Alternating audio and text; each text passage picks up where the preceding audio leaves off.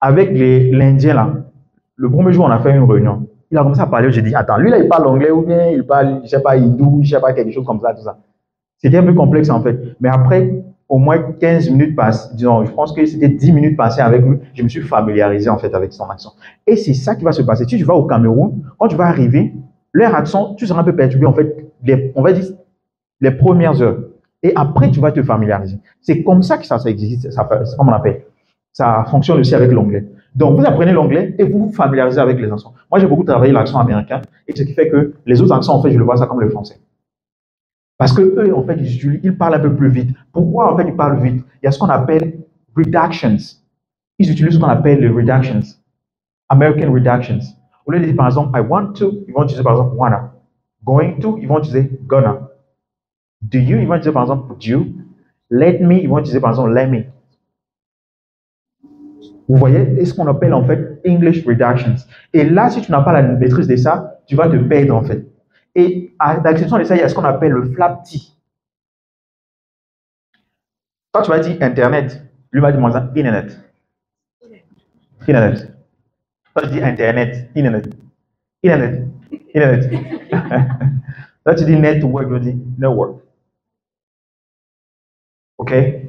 Donc, les flap T, il y a le flap D également. Et c'est ça, en fait, qui fait un peu la nuance entre le British et l'anglais américain. Sinon, c'est la même chose. Au niveau de la prononciation également, il y a la prononciation de certains mots. Au niveau de l'écriture également, il y a une petite différence. Je prends par exemple les terminaisons O-U-R. En anglais américain, c'est O-R. Vous prenez par exemple color, color, color, color, color, color, couleur. En anglais british, on va écrire ça C-O-L-O-U-R. En anglais américain, on va utiliser C-O-L-O-R. Vous prenez par exemple bank, la terminaison Q-U-E. Bank, en anglais, c'est comme en français, banque. C'est comme ça, on écrit ça. En anglais américain, c'est K à la fin. Bank. Et c'est ça un peu la nuance qui existe. Mais sinon, de façon générale, l'anglais reste l'anglais. Donc, vous devez vous familiariser maintenant avec les autres accents.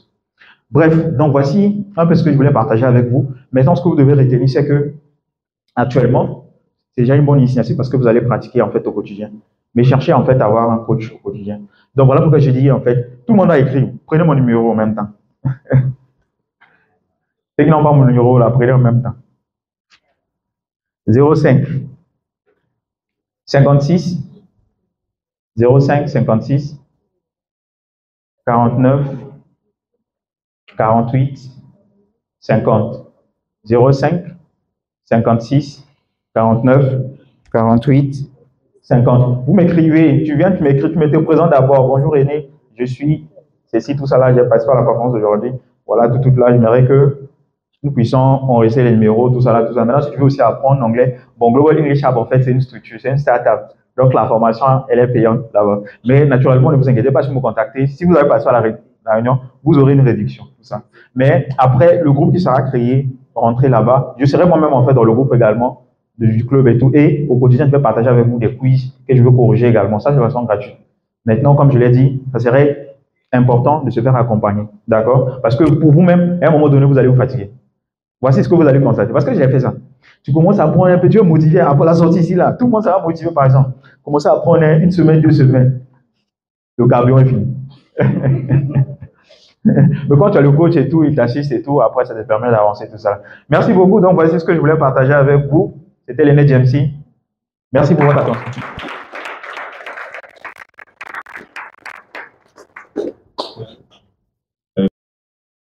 N'hésitez pas à me poser les questions. Moi, je vis l'anglais, en fait. Parce que, en fait, je connais à quelle étape vous êtes et quelles sont les étapes que vous devez passer pour parler couramment l'anglais. Parce que moi, j'ai fait A, B, C, 2 jusqu'à ce en fait, que je puisse être en mesure de parler l'anglais. Donc, j'ai compris. Donc, je vais vous expliquer l'anglais A jusqu'à B, jusqu'à Z. Donc, posez vos questions. Bonjour. Je me nomme Akar Emmanuel Duval. Je suis dans la petite promotion TS. Donc, la question est la suivante. Vu que, bon, votre ce que vous démontrez, on sait que bon, apprendre l'anglais, c'est une tâche vraiment, on peut dire, un peu difficile pour ceux qui vont commencer, commencer tout au début. Donc, je vais demander, bon, en combien de temps, quelqu'un qui apprend tout à zéro pourrait avoir un bon niveau? Ok. Je peux avoir le micro. D'accord. Sur la question de temps, je vous dirais qu'en fait, ça dépend de plusieurs facteurs.